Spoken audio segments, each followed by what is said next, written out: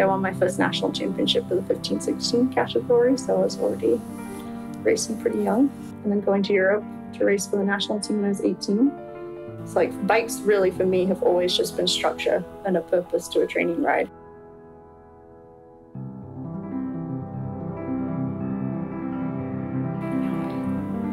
I'm just like, oh, like lots of people ride bikes and they just do it because it's fun.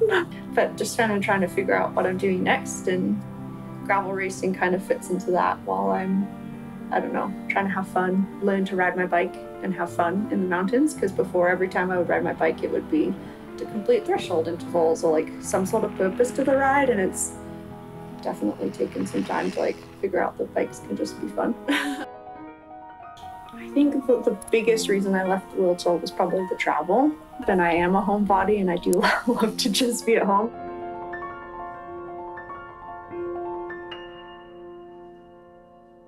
Ned is a super awesome town. It's less than 2,000 people up here, so it's not huge, but we love it here because you have that really fun mountain feel, but then you still have, you know, a good coffee shop and a bike shop. Well, this is, you know, all my favorite trek people, including myself, that we have on here. And we have Keel still. I always like to talk to Keel about this mug because I feel like everybody's got, I don't know, a world championship or something. But Keel's just on here because he's super special.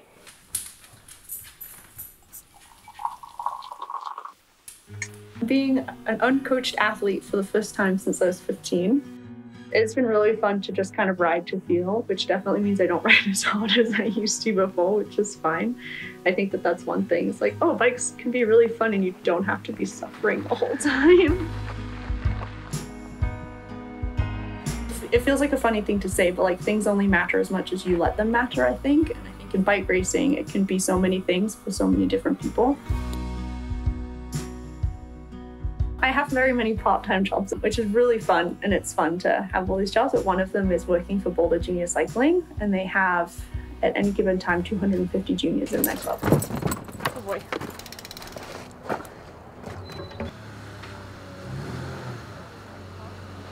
When I first started coaching them, I was like, oh, I'm going to teach them all my race tactics, and you do a little bit of that, but most of the time you're like out there facilitating a good time on bikes.